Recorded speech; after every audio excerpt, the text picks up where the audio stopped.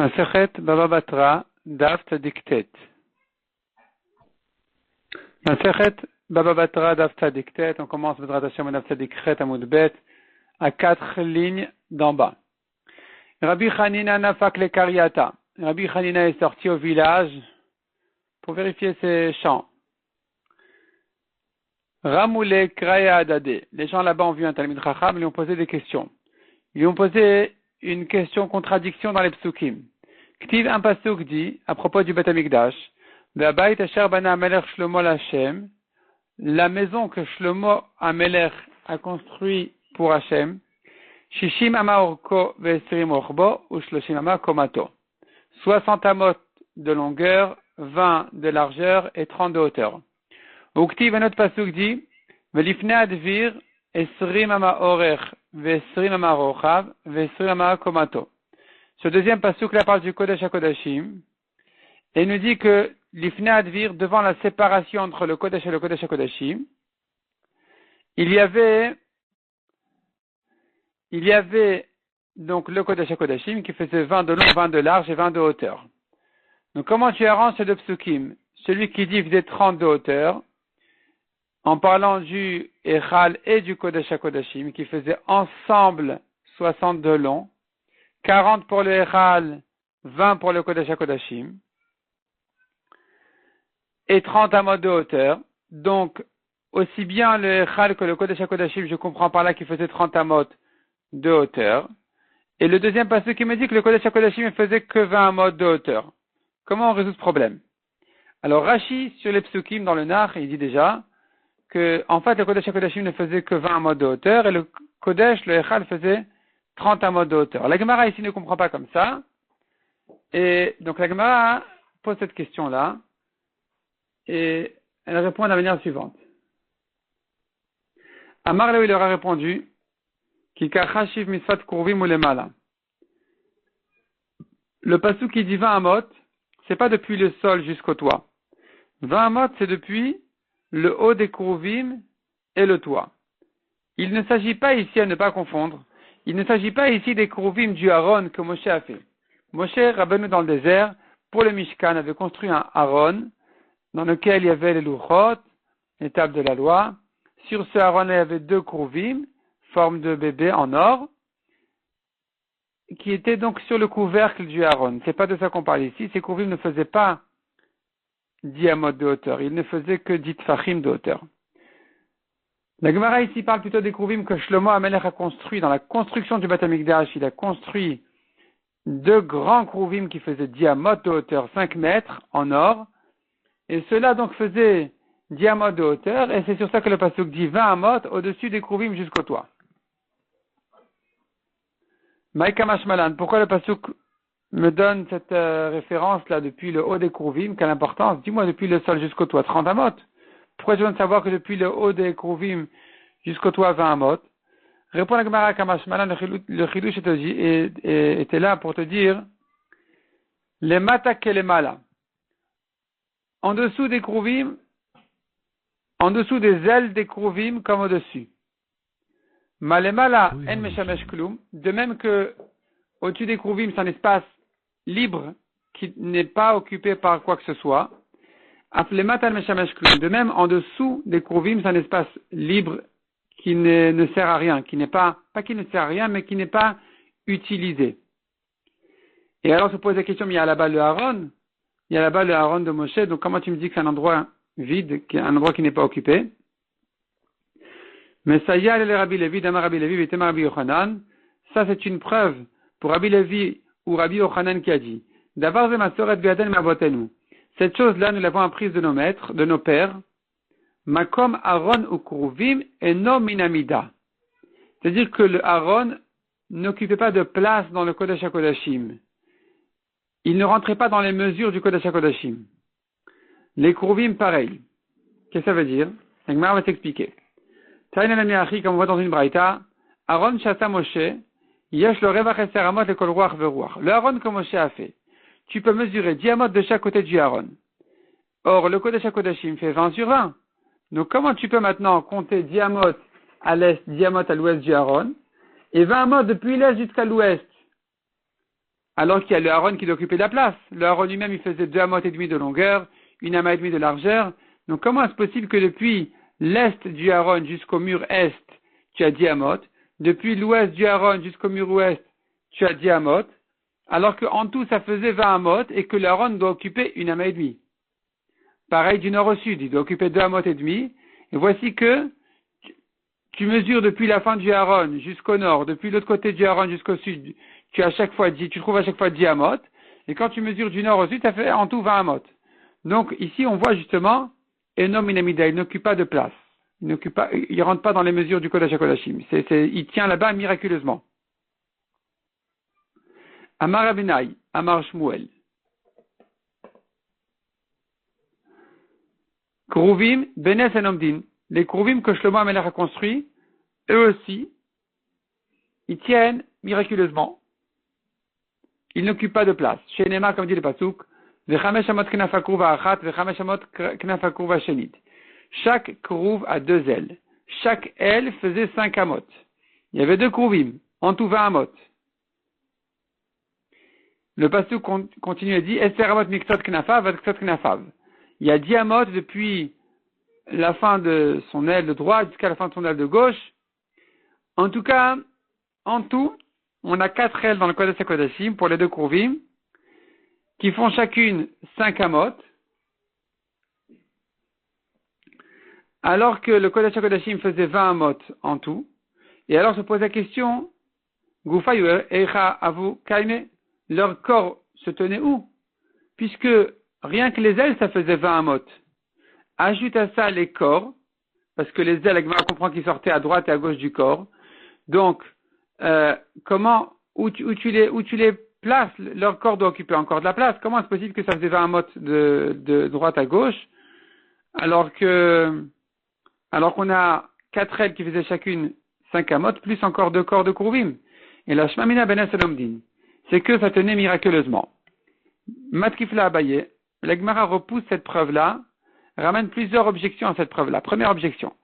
Matkifla Abaye. Vedilma boltin ketarnegolin avukaime. Peut-être que les ailes sortaient comme pour les ailes de coq qui sortent au milieu de leur dos, du milieu de leur dos. Et pas des côtés, pas à droite et à gauche du corps.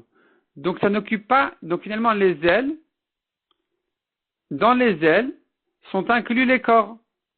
Donc il n'y a pas de question à poser comme où se tiennent les corps. Matkifla Rava, deuxième objection. Vedil Mazeh Shelo Keneged Avukaim, peut-être qu'ils étaient décalés les Kruvim. Donc il y avait la place pour les corps. Matkifla Rava Chabar Yaakov, Vedil Mabalarson Avukaim, peut-être qu'ils étaient en diagonale et pas en largeur des 20 amot, mais sur la diagonale du Kodesh HaKodashim. Donc la diagonale est toujours plus longue que les côtés. Donc si maintenant les côtés faisaient 20 amot, la diagonale en fait plus. Et donc il y aura la place pour les corps des Kruvim. Matkifla Ravuna Bered Rav Yoshua, encore une objection. Vedilma Betameila et Ravach, quatrième objection. Il demande peut-être que, quand on compte 20 amot dans le Kodesh HaKodashim, c'est 20 amot au sol, la largeur. Mais les murs, ils sont plus étroits en haut qu'en bas. Ils sont plus larges en bas qu'en haut. Et donc en hauteur, là où se terminent les Kruvim, là où il y avait les ailes des Kruvim, ça faisait plus que 20 amot. Donc il y avait la place pour les corps. Matkifla Rav Papa, cinquième objection. Peut-être que leurs mains étaient pliées, c'est-à-dire que les ailes n'étaient pas exactement droites. Elles étaient un peu pliées comme quelqu'un qui ouvre ses bras mais qui plie ses mains. Donc même si ça fait l'aile, elle fait 5 amot, mais ça n'occupe pas 5 amot sur la largeur du Kodesh HaKodashim.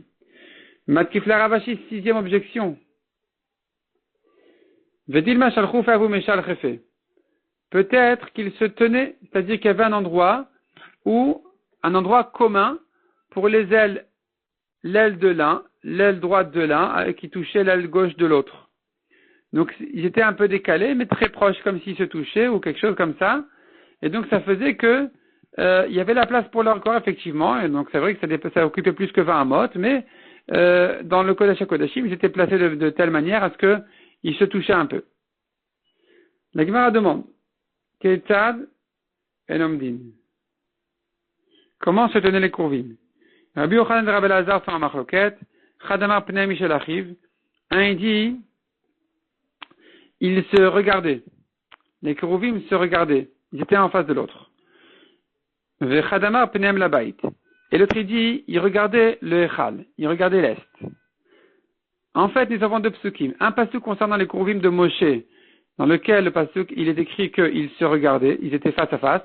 Et le pasuk concernant le Beth Amikdash de Shlomo, c'est écrit qu'il regardait le Echal, donc l'Est. Mais la Gemara comprend qu'il n'y a pas à distinguer entre l'un et l'autre et que certainement Shlomo aurait dû faire comme Moshe. Donc on revient à une contradiction. Est-ce qu'ils étaient comme ça ou comme ça? Face à face ou vers l'Est? Demande à Gemara donc justement comment tu arranges les psukim. Ulman Dama Pnei Michel Achiv, celui qui dit c'était face à face. Active ou Pnei Labait, qu'est-ce qui fait du pasuk qui dit mais il regardait l'Est, le Echad? Lo Kasher répond la Gemara. Kan Bisman Israël, Osin Retono Shel Makom. Ça dépend si Israël sont les tzadikim, ils font la volonté d'Hachem. Dans ce cas-là, ils se regardaient face à face parce que c'était le symbole, les deux Kérouvim, un de Hakadosh Baruch Hu et un d'Israël.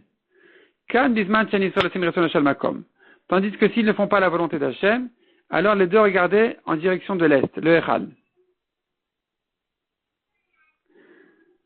Ulman Dama Ufneam Labait, celui qui dit qu'il regardait le Echad, qu'est-ce qu'il fait du pasuk? Active Ufneam Michel Achiv, ils étaient face à face. Répond la Gemara de Metzalele Itdoudé. Ils se regardaient de côté. Ils se regardaient un peu en diagonale, un peu de côté, comme quelqu'un, on verra tout de suite à quoi ça ressemble. Detania, Unkelus Sager Amar, Keruvim, Maaset Tzatsuim Hen. Unkelus traduit le mot Keruvim comme des formes de bébés, d'enfants. Ou Metsudadim Pneem, ils se regardent de côté, Ketalmid Aniftar Merabo, comme un élève qui se sépare de son maître. Il se sépare, il marche un peu en arrière, un peu de côté, il regarde son maître en même temps la porte, et c'est comme ça que les Kérouvim se regardaient. Ils se regardaient, mais ils regardaient aussi de côté.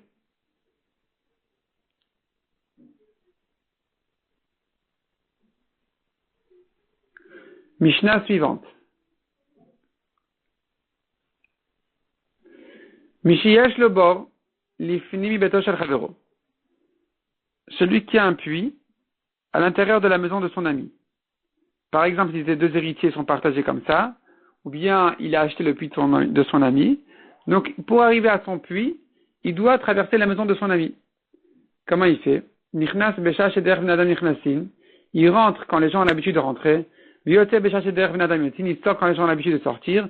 Il ne peut pas rentrer en pleine nuit, sortir en pleine nuit, c'est pas normal. Ve'eno machnis behemto. Il n'aura pas le droit non plus de rentrer là-bas sa vache, ou mashkam ivoro, pour la faire lui donner à boire de son puits. Et là, memale ou mashkam ibachut. Il remplit son seau et il va donner à boire à sa vache dehors. Lui, le propriétaire du puits, il met là-bas, il met une serrure, il ferme à clé son puits. Et le propriétaire de la maison, pareil. Demande à Gemara, potachat lecha, à quoi sert cette serrure-là? Où est-ce qu'on la met? Qu'est-ce qu'on doit fermer ici à clé? Amar Rabbi Yochanan shneim lebor. Les deux ferment le puits. La Gemara demande, Bishlama balabor, baish lechtemure, maya deboré. Ça va, le propriétaire du puits, je comprends. Bae, il a besoin, lechtemure de garder, maya deboré, l'eau de son puits. Et la balabait la malée. Mais le balabait, pour faire quoi? Il doit fermer le puits à clé. Amar Rabbi Elazar, mishum chashad ishto. On tourne la page, il répond Rabbi Elazar, de manière à ce qu'on ne soupçonne pas sa femme. C'est-à-dire, si en fait le balabor, le propriétaire du puits, il vient rentrer, il rentre chez son ami pour puiser son eau. Son ami, des fois, n'est pas à la maison. Sa femme, oui. Il va rentrer et les gens vont soupçonner sa femme. Ils vont dire pourquoi ce voisin-là, cet homme-là, il est rentré là-bas alors que le mari n'est pas là. Qu'est-ce qu'il a à faire là-bas? Il n'y avait que la femme à la maison. Ils vont la soupçonner. C'est pas bien. Donc, on fait que le balabait, il est aussi une clé, de manière à ce que le balabor, le propriétaire du puits, ne puisse pas rentrer tant que le balabait n'est pas là, pour lui ouvrir. Et dans ce cas-là, une fois que le balabait est à la maison, plus personne ne va soupçonner quoi que ce soit. On voit de là deux choses. Premièrement, un homme doit être propre de soupçon. Le pasuk dit, Vitem nekiyim me Hashem ou Israël. Soyez propre d'Hachem et d'Israël. Un homme ne doit pas faire des choses qu'on risque de le soupçonner qu'il a mal fait. Deuxièmement, on voit de là que quand quelqu'un y rentre chez son ami, il n'y a pas à soupçonner sa femme. On ne sait pas ce qui se passe là-bas. Peut-être qu'il a un puits ou quoi. Il faut juger pour le bien. Mais les gens n'ont pas forcément l'habitude de juger pour le bien. c'est difficile. Donc, il faut quand même tenir compte des soupçons. Mais, a priori, les gens doivent penser à toutes les options et juger pour le bien. D'ailleurs, c'est un grand conseil du Chafetz Chaim, qui dit comment un homme il va tenir au jugement du ciel, comment un homme peut résister aux critiques du jugement du ciel, les accusateurs sont très forts, qui sait qui peut être parfait, et la solution qu'il propose, qui est une solution très pratique, elle est la suivante. Juge ton prochain toujours pour le bien. De la même manière que tu vas le juger pour le bien, on va te juger pour le bien. C'est-à-dire que chaque chose que quelqu'un fait peut être critiquée légèrement, peut être critiquée durement, peut être expliquée. La même action, tu peux la voir sous plusieurs formes. Tu peux la voir très durement, tu peux la voir très gentiment. Tu peux dire non, mais il n'avait pas l'intention, en fait il pensait comme ci, en fait il était comme ça, en fait il était dans, etc., dans des conditions X, Y ou Z. Et quand tu le juges pour le bien, alors tu mériteras que dans le ciel aussi, on va juger tout ce que tu fais pour le bien. Et ça, c'est un conseil très fort pour sortir juste, pour sortir tzaddik dans le jugement du ciel de Rosh Hashanah et après les 120 ans. Et c'est aussi très pratique, très faisable. Mishnah suivante. Mishi yesh lo gina lifni meginato shel chavero. Cette fois-ci, il a un jardin à l'intérieur du jardin de son ami. Donc, il doit traverser le jardin de son ami. À nouveau, nichnas beshash eder v'nadam nichnasim, il rentre quand les gens ont l'habitude de rentrer. Ve'yotze beshash eder v'nadam yotzin, il sort quand les gens ont l'habitude de sortir. Ve'no machnis etochat tagarin, il n'a pas le droit de rentrer là-bas des marchands. Ve'lo yikanes mitocha letorzeh acheret, il n'a pas le droit non plus de traverser ce champ-là pour raccourcir son chemin à un autre champ. Ve'achitzon zoreh et aderer, le extérieur, le jardin extérieur, le propriétaire extérieur a le droit de semer le chemin, ce qui n'empêchera pas l'intérieur de rentrer, de traverser même les semences de son ami, mais il n'aura pas à se plaindre en disant ça me dérange. Natnu loder minatad midat shnen. Si par contre, ils sont mis d'accord de lui donner un chemin du côté du jardin, donc il n'a pas à traverser, il n'a pas le besoin ni le droit de traverser le jardin de son ami. Cette fois-ci, nichnas beshash urote, v'yote beshash urote, il rentre quand il veut, il sort quand il veut. Ou machnis letochat agarin, il peut faire rentrer là-bas des marchands. Par contre, il n'aura pas le droit de raccourcir son chemin par là. Et ici, dans ce cas-là, ni l'un ni l'autre ne peut semer le chemin. Je te vends un canal pour arroser tes champs. Notenno bet amot, il lui donne 2 amot. Letocha, il lui donne d'abord le canal. Il doit lui ajouter là-dessus encore 2 amot. Pour le rebord, pour renforcer, il a besoin de terre pour reconstruire, renforcer les côtés du canal. Donc il a besoin d'une ama ici, une ama là-bas. Ama betakilon ani mocher lecha. Je te vends un petit canal de quoi pour laver tes habits, et toutes sortes ou donner à boire à tes bêtes et tout ça. C'est pas pour arroser les champs, c'est une plus petite quantité. Cette fois-ci, le canal est moins large. Et donc, noten lo ama achat. Il lui donne une ama. Il lui donne l'etocha, l'intérieur du canal, et il lui ajoute là-dessus une ama, comme on a dit, d'après le Rashbam, une demi-ama à droite, une demi-ama à gauche, des deux côtés du canal, pour renforcer ce rebord, retaper, retravailler. Qui c'est qui a le droit de semer ces côtés-là qui sont des deux côtés du canal? Rav Yehuda Mar Shmuel, Balasade Zoram. Il dit Rav Yehuda au nom de Shmuel, le propriétaire du champ et pas du canal a le droit de les semer. Rav Nachman Amar Shmuel Balasade Not Am. Selon Rav Nachman, il a le droit de les planter. Il a le droit de planter là-bas des arbres, mais pas de semer. Ce que dit la Gemara, Man de Amar Zoram Kol Shkenot Am. Si tu permets de semer, Kalvachomer, tu permets de planter parce que ça va moins abîmer le canal. Parce que les racines sont plus profondes. Ou Man de Amar Not Am, Aval Zoram Lo. Celui qui permet de planter ne permet pas de semer. Chalchoule me chalchoule. Parce que les racines du blé pénètrent dans la terre et ne sont pas profondes, donc ça va abîmer le canal. Damar Avidamar Shmuel, Amat Amaim Shekalu Agapea. Si maintenant le canal il s'est abîmé et les côtés du canal sont écroulés un peu et il n'a pas de quoi le récupérer, il n'a plus de terre suffisamment, de quoi le reconstruire, même s'il prend de la hama à droite, la hama à gauche ou la demi-hama à droite, demi-hama à gauche, c'est pas suffisant. Qu'est-ce qu'il fait? Il a le droit de réparer en prenant de la terre de ce champ-là lui-même. alors que le champ n'est pas à lui. Biadoua, car il est connu, on sait bien, chez le Kalou Agapea et la Bota Sadeh, que c'est sur ce champ-là que s'est dispersé, que s'est envolé la terre du rebord, donc ce qu'il a perdu, c'est sur ce champ, donc il peut récupérer du champ. Matkifla Rav Papa n'est pas d'accord avec ça, il objecte, Velemale, il pourrait lui dire, il devrait lui dire, Mayach Ashpelu Alarer, qui a dit que ta terre s'est envolée sur mon champ, c'est peut-être ton eau qui a abîmé la terre et qui a fait partir la terre avec le courant du canal ailleurs. Donc pourquoi tu te sers de ma terre pour réparer, retravailler ton canal? Et la marafapa shalmenet ken kibel alav balasade. C'est un accord sous-entendu que le propriétaire du champ est d'accord que si maintenant pour reconstruire son canal la terre n'est pas suffisante dans la demi-ama à droite, demi-ama à gauche ou la ama ici, la ama là-bas, donc il aura le droit de se servir de la terre du champ pour refaire son canal. A priori, il n'a qu'une ama ou deux, selon le canal comme on a dit. Ces amotes-là, le propriétaire du champ n'a pas le droit de les construire parce que ça va s'écrouler et abîmer le canal. Par contre, au-delà de ces deux amotes, s'il a besoin, le propriétaire du canal, et il aura le droit de prendre même plus loin que ça. Mais ici, le propriétaire du champ aura le droit de les construire. C'est ça la différence entre la première ama et le reste. Est-ce que le propriétaire du champ a le droit de construire là-bas, de faire des murs, de faire des maisons, ou pas? Donc, proche du canal, il n'a pas le droit. Trop proche, il n'a pas le droit, comme on a dit. Plus loin que ça, il a le droit de faire ce qu'il veut. Mais si maintenant il faut reconstruire le canal, le propriétaire du canal aura le droit de se servir de la terre de là-bas pour retaper son canal si ça lui manque. Si dans la hama proche il n'y a pas, il peut prendre de plus loin. Mishnah suivante, Mishaïta, derech harabim overet letor sadeu. Un chemin public traversait son champ. Netala, il a pris le chemin pour lui-même, il a semé, il a utilisé pour lui-même.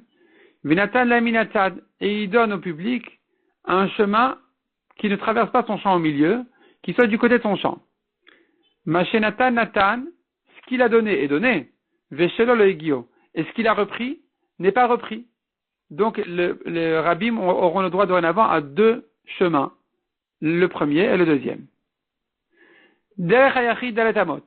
Celui qui vend un chemin à son ami, il doit lui donner 4 amot de largeur. Derech harabim shashesre ama. Ce qu'on appelle un chemin du public, c'est 16 amot. Derech hamelech hanashiur. Le chemin du roi n'a pas de mesure. Le roi peut casser des maisons, raser des murs, faire ce qu'il veut. Quand il a besoin de passer ici, de se faire un chemin pour lui, pour sa troupe, pour ses gens, et il n'y a pas de limite. El hashiour, il n'y a pas de limite. Derech hakever, el hashiour, le chemin de la tombe non plus, n'a pas de mesure. Quand il y a un enterrement, des fois il y a un grand monde, on a le droit de passer là-bas, donc il n'y a pas à se limiter à un chemin.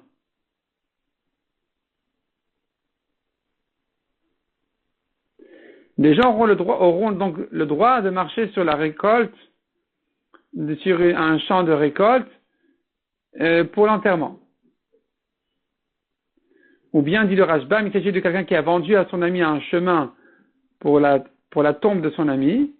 Et là, donc, à nouveau, ça va permettre aux gens de marcher là-bas sans limite. On va pas commencer à mesurer.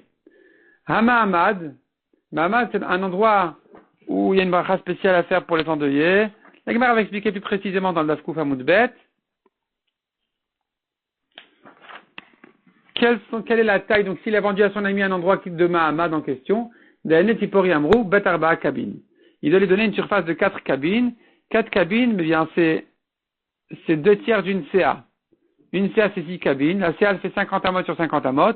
Donc, 4 cabines, c'est 33 amot et quelques sur 50 amot, ou bien 40 amot carrés. 40 sur 40 et quelques. Ça, c'est donc la surface de 4 cabines dont on parle ici. La Gemara va reprendre le début de la Mishnah pour expliquer pour quelle raison celui qui a donné un chemin ne veut pas le récupérer, et il a perdu le premier chemin est donné, le nouveau qu'il a donné, le premier chemin il ne peut pas le récupérer, le nouveau qu'il a donné en erreur il ne peut pas non plus le récupérer. comment on comprend cette halakha? Donc, le Gemara va expliquer le principe qui dit que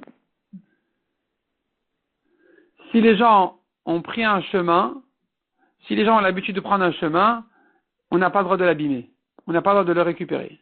Et ce qu'il a donné, on verra dans la Gemara pourquoi aussi, dans le Daf Kouf, Bezrat Hashem. K'tiva v'chatima tova à tout le monde, une bonne et douce année, et une bonne continuation dans la Gemara, Bezrat Hashem, dans le Daf Yomi, que tout le monde n'ait que des brachot, et que la réussite dans tout ce qu'ils entreprennent pour le bien, Bezrat Hashem.